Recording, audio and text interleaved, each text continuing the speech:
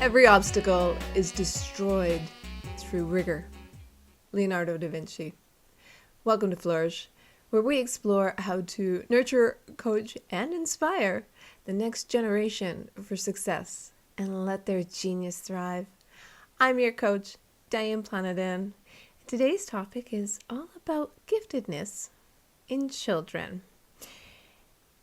The show is also designed for a little thought provocation, a little, questions I'm going to pose to you as a community when you want to think about your own children and your observations of them, and if they hold a special talent or a gift that needs to be cultivated.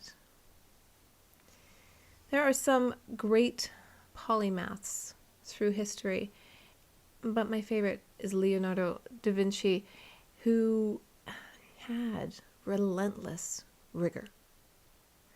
Probably best known for his painting of the Mona Lisa and the Last Supper, but I think of him as a talented scientist who was also gifted in drawing and painting. So I will be quoting Leonardo a few times today just to reinforce what I'm saying has been around for a long time, and we need to remind ourselves and pay attention.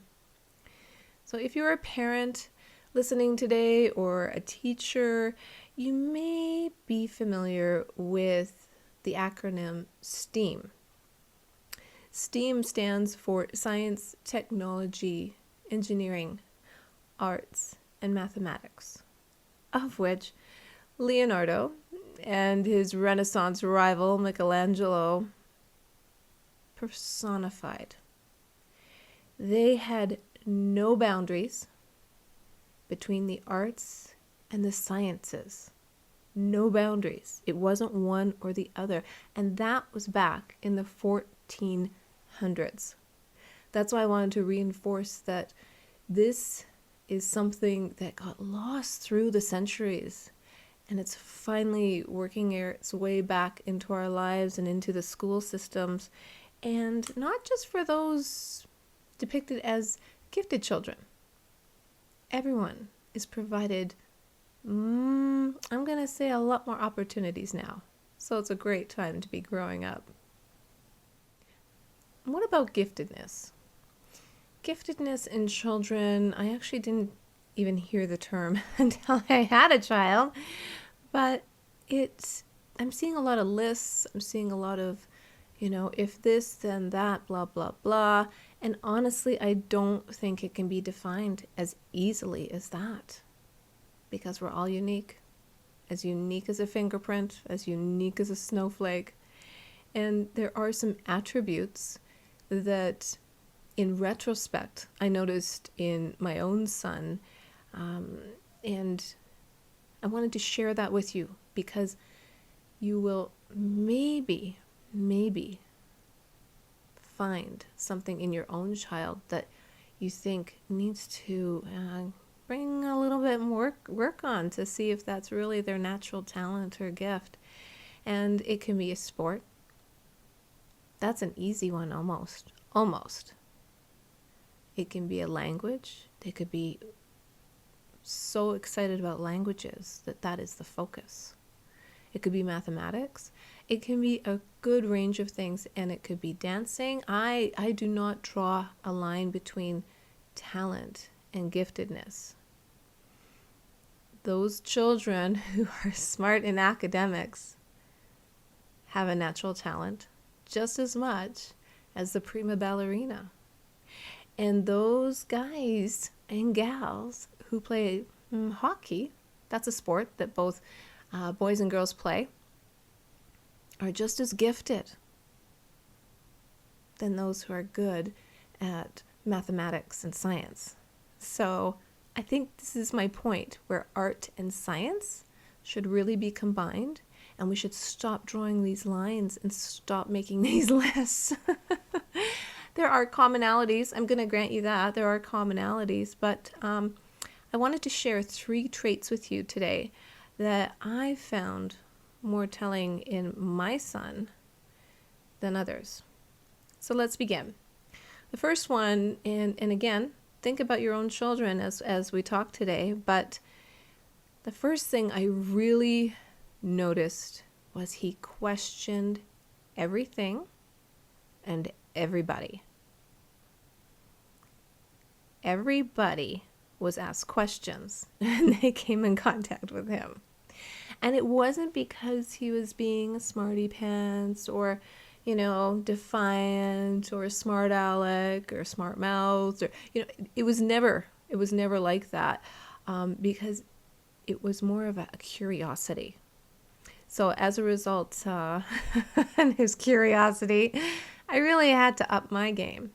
I actually had to think about what I was going to say, and I had to pay attention and provide detailed responses. So when your child asks you a question, why is the sky blue? Give them a detailed response. In this day and age, we have no excuses anymore. None whatsoever. Don't say, I don't know. Don't say, because I say so. Just don't do it. You're nurturing, you're cultivating their curiosity, and it's really inspiring to see them in action. So if you don't know the answer, because let me tell you, not everybody knows everything, and us parents, we're not perfect. So then work with them to find the answer. Work with them. I mean, the answers are online, and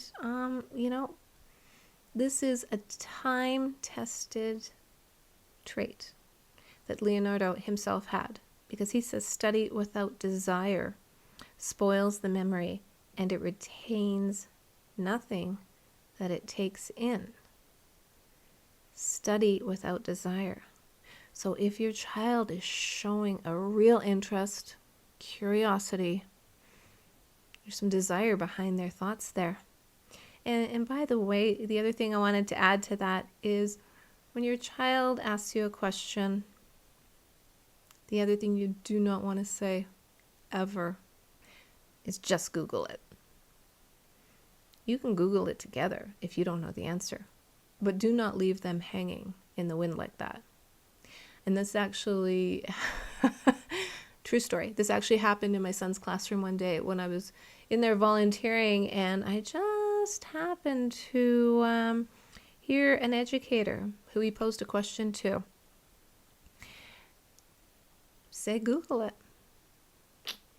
Yeah. And this educator was supposed to be trained in teaching and guiding these high ability learners.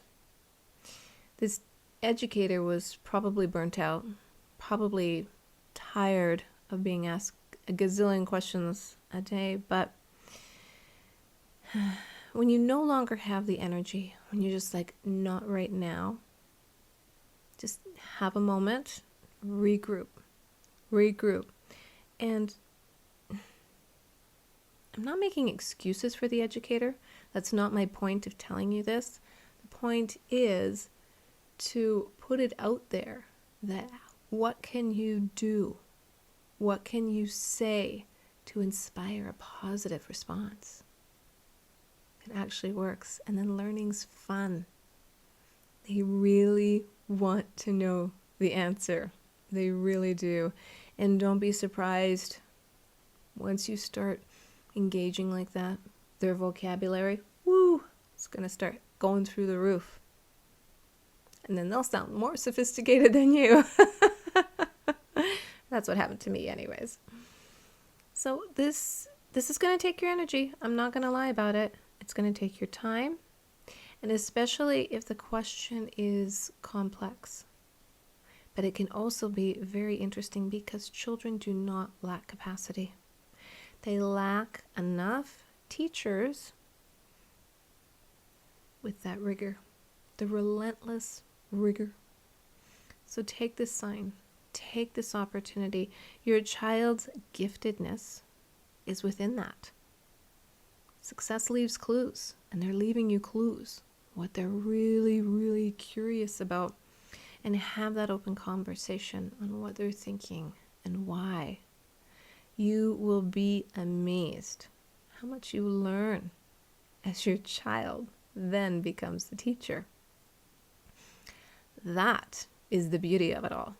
That is the benefit of it all, because now they are learning how to learn versus just memorizing it.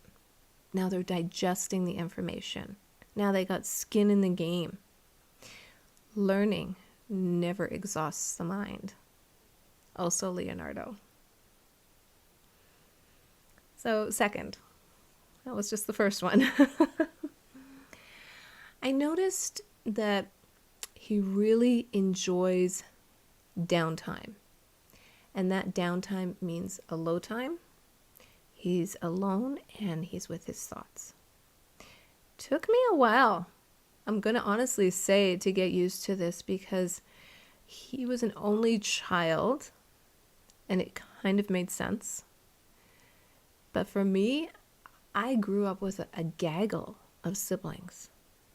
And I'm going to say rarely ever had a moment's peace. I don't remember quiet time, that's for sure.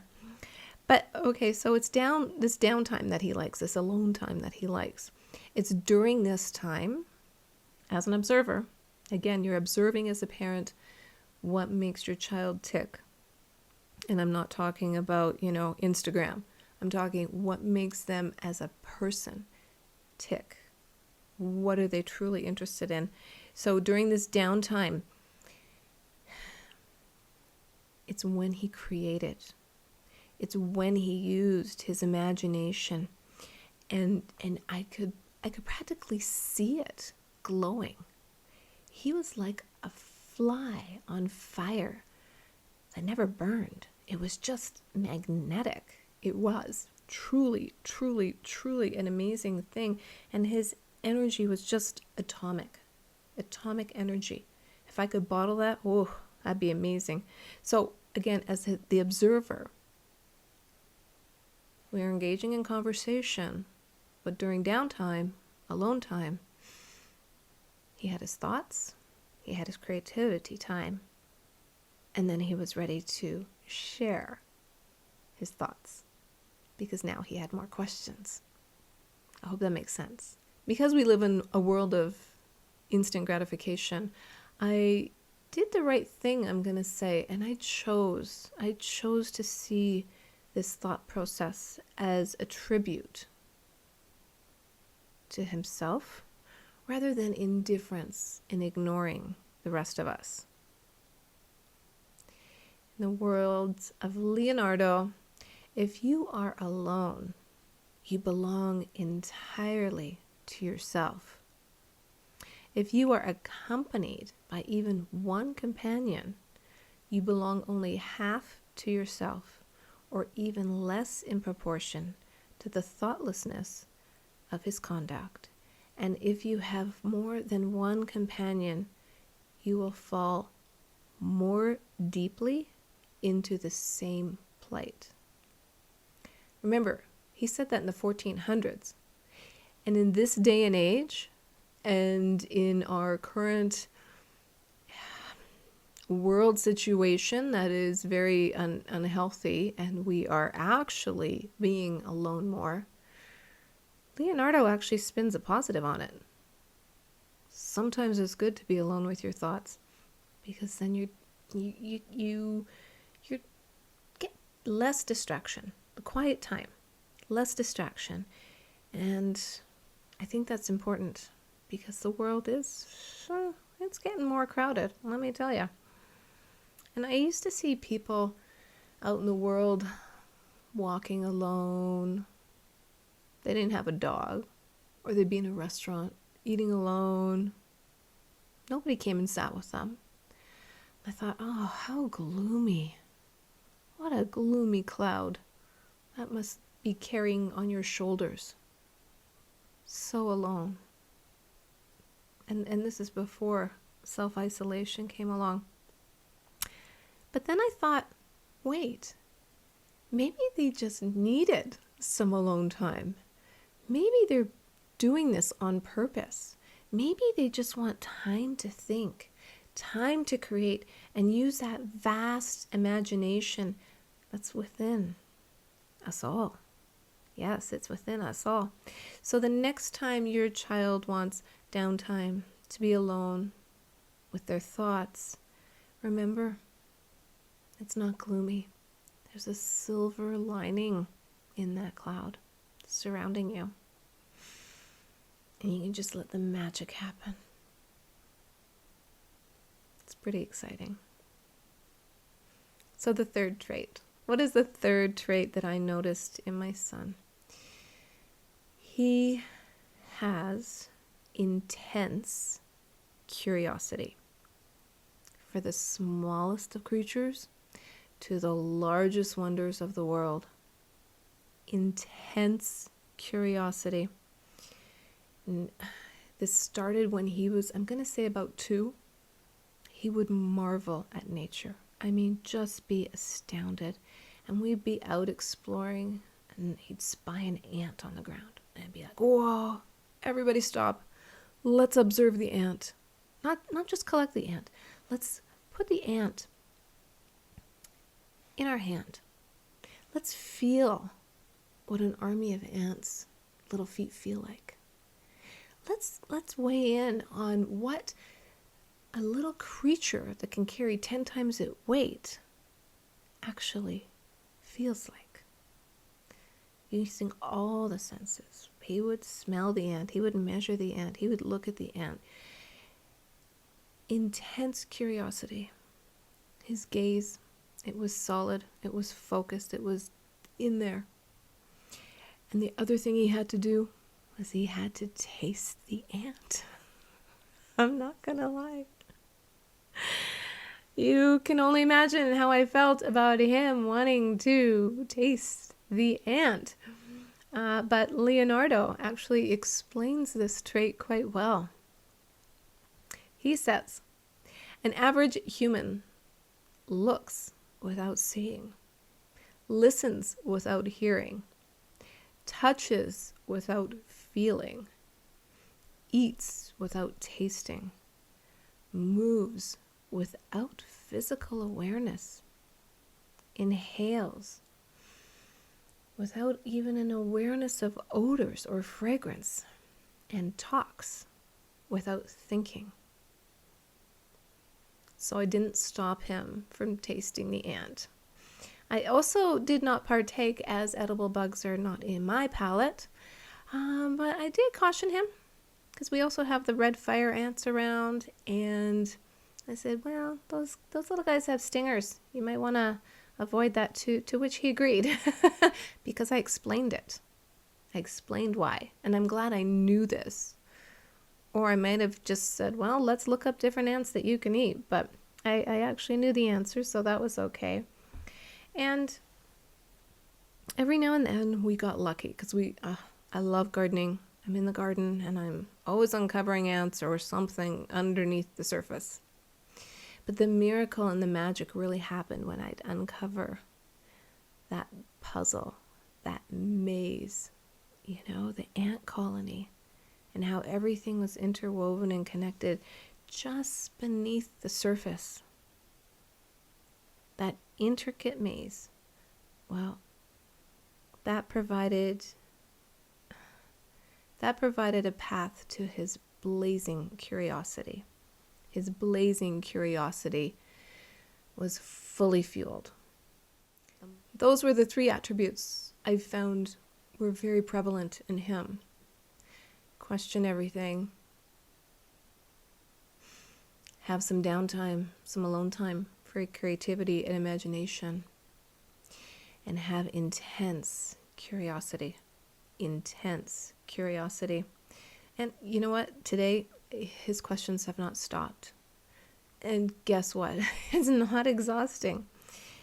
They're very amplified now. They're by his observation, and it's louder than Leonardo's cannons. But that's who he is, and that's how he's honing in on it. And that's what he's just digging in and enjoying life. And It's really fun to learn new things when you approach it that way.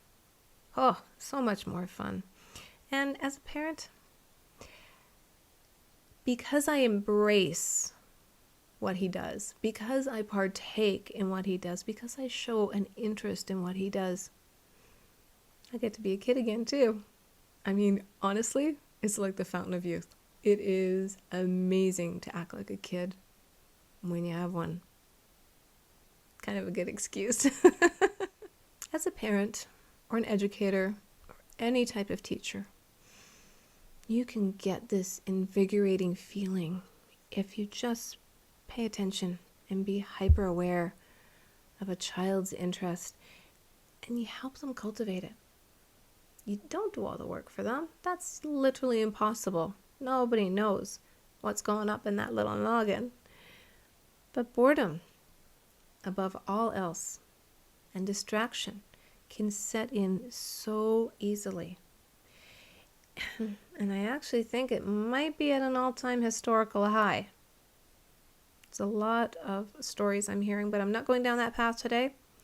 I'm just wanting to encourage you to dig in and observe your child's abilities as you build on the foundation and explore their expertise, because it's hidden in plain sight. Learn how to see.